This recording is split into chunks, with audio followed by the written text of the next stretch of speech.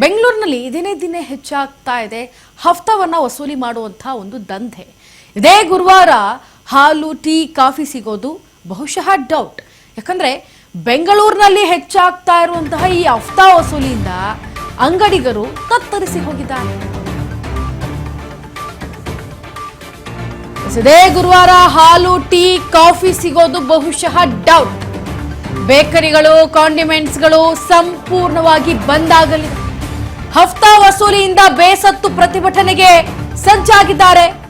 ಪುಡಿ ರೌಡಿಗಳ ದಬ್ಬಾಳಿಕೆಗೆ ಬ್ರೇಕ್ ಹಾಕುವಂತೆ ಒತ್ತಾಯವನ್ನ ಮಾಡಲಾಗ್ತಾ ಇದೆ. ಪೊಲೀಸರು ಆರೋಗ್ಯ ಇಲಾಖೆ ಅಧಿಕಾರಿಗಳು ಸೇರಿ ಪುಡಿ ರೌಡಿಗಳ ಕಿರುಕುಳದಿಂದ ವ್ಯಾಪಾರಗಳು ಆಗ್ತಾ ಇಲ್ಲ, ನಮಗೆ ವ್ಯಾಪಾರ ಮಾಡೋದಕ್ಕಾಗ್ತಾ ಇಲ್ಲ ಅಂತ ಬೇಸರ ವ್ಯಕ್ತಪಡಿಸ್ತಾ ಇದ್ದಾರೆ. ಎಸ್ ನೋಡಿ, ಬೆಂಗಳೂರಿನಲ್ಲಿ ದಿನೇ ದಿನೇ ಹೆಚ್ಚಾಗ್ತಾ ಇರುವ ಹಫ್ತಾ ವಸೂಲಿ ಬಗ್ಗೆ ಮಾತನಾಡಿದ್ದಾರೆ ನೋಡಿ. ಸಣ್ಣ ಉದ್ದಿಮೆದಾರರಿಗೆ ಆಗ್ತಾ ಇರುವಂತಹ ಸಮಸ್ಯೆಗಳನ್ನು ವಿರೋಧಿಸಿ ಕರ್ನಾಟಕ ರಾಜ್ಯ ಕಾರ್ಮಿಕ ಪರಿಷತ್ತು ಇದೇ ಗುರುವಾರ 18ನೇ ತಾರೀಕು ಬೆಳಗ್ಗೆ 8 ಗಂಟೆಯಿಂದ ಬೃಹತ್ ಮಟ್ಟದ ಒಂದು ಮುಷ್ಕರಕ್ಕೆ ಕರೆ ನೀಡಿದೆ. ಏನಂತ ಹೇಳಿದ್ರೆ, ಸಣ್ಣ ಉದ್ದಿಮೆದಾರರಿಗೆ ರೌಡಿಗಳಿಂದ, ಅಧಿಕಾರಿಗಳಿಂದ, ಸರ್ಕಾರದ ಕೆಲವು ನಿಯಮಗಳಿಂದ ಬದುಕು ನಡೆಸೋದೇ ಬಹಳಷ್ಟು ದೊಡ್ಡ ಮಟ್ಟದ ಕಷ್ಟವಾಗಿದೆ.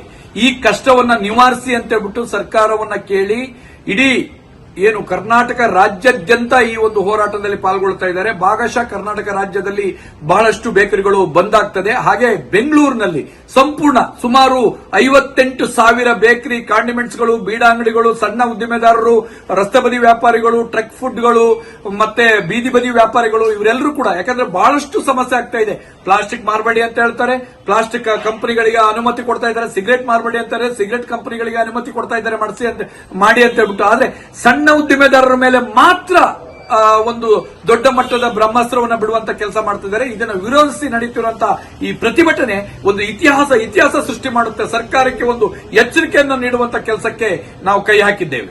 ಸಣ್ಣ ಉದ್ದಿಮೆದಾರರಿಗೆ ಆಗ್ತಾ ಇರುವಂತಹ ಸಮಸ್ಯೆಗಳನ್ನ ವಿರೋಧಿಸಿ ನೋಡಿ, ಸರ್ಕಾರಕ್ಕೆ ಈ ರೀತಿಯಾದಂತಹ ಒಂದು ವಿಡಿಯೋಸ್ ಆಗಿರ್ಬೋದು ಅಥವಾ ಎಚ್ಚರಿಕೆ ಆಗಿರ್ಬೋದು ಇದು ಬೇಕಾಗಿತ್ತು. ಯಾಕಂದ್ರೆ ಬೆಂಗಳೂರಿನಲ್ಲಿ ಚಿಕ್ಕ ಚಿಕ್ಕ ಪುಟ್ಟ ಅಂಗಡಿಗಳೇನಿದಾವೆ, ಕಾಂಡಿಮೆಂಟ್ಸ್, ಬೇಕರಿಗಳು, ಅವೆಲ್ಲವನ್ನೂ ಕೂಡ ಒಂದ್ ಕಡೆ ಟಾರ್ಗೆಟ್ ಮಾಡಿದಾರಾ ಅಂತ ಅನ್ಸ್ಬಿಡುತ್ತೆ. ಹಾಗಾಗಿ ಈ ತರ ಒಂದು ಎಚ್ಚರಿಕೆಯನ್ನ ಕೊಟ್ರೆ ಒಂದ್ ಕಡೆ ಸರ್ಕಾರ ಕೂಡ ಎಚ್ಚೆತ್ತುಕೊಳ್ಳುತ್ತೆ, ಜೊತೆಗೆ ಪುಡಿ ರೌಡಿಗಳ ಹಾವಳಿ ಕೂಡ ಕಮ್ಮಿ ಆಗುತ್ತೆ. ಈಗ ಆಲ್ರೆಡಿ ಸರ್ಕಾರ ಹೇರಿರುವಂತಹ ನಿಯಮಗಳು, ಆ ಒಂದು ಕಂಡೀಷನ್ಸ್, ಜೊತೆಗೆ ಈಗ ಬೆಲೆ ಏರಿಕೆ ಆಗಿರೋದು ಎಲ್ಲವೂ ಕೂಡ ಜನರ ಜೀವನ ಅಸ್ತವ್ಯಸ್ತ ಆಗುವಂತೆ ಮಾಡಿಬಿಟ್ಟಿದೆ.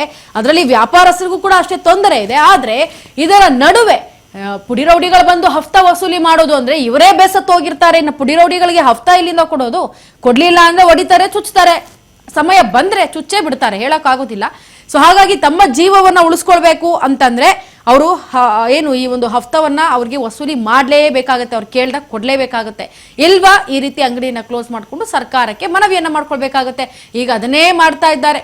ಪುಡಿ ರೌಡಿಗಳ ದಬ್ಬಾಳಿಕೆ ಒಂದ್ ಕಡೆ ಆಗ್ತಾ ಇದೆ, ಅದಕ್ಕೆ ಬ್ರೇಕ್ ಹಾಕುವಂತೆ ಇನ್ನ ಪೊಲೀಸರು ಮತ್ತೆ ಆರೋಗ್ಯ ಇಲಾಖೆ ಅಧಿಕಾರಿಗಳು ಇವರಿಬ್ಬರೂ ಸೇರಿ ಪುಡಿ ರೌಡಿಗಳ ಕಿರುಕುಳ ನಮ್ಗೇನ್ ಕೊಡ್ತಾ ಇದ್ದಾರೆ, ಇದರಿಂದ ನಮ್ಮನ್ನ ಕಾಪಾಡಿ ಅಂತ ಹೇಳಿ ಬೇಡ್ಕೊಳ್ಳುವ ಮುಖಾಂತರ ವ್ಯಾಪಾರಿಗಳು ಬೇಸರವನ್ನ ವ್ಯಕ್ತಪಡಿಸ್ತಾ ಇದ್ದಾರೆ.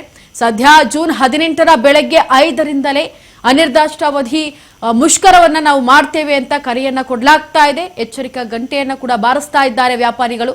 ಇದನ್ನ ಯಾವ ರೀತಿಯಾಗಿ ತೆಗೆದುಕೊಳ್ತಾರೆ ಪೊಲೀಸರು ಮತ್ತೆ ಆಹಾರ ಇಲಾಖೆ ಕಾದ್ ನೋಡ್ಬೇಕು.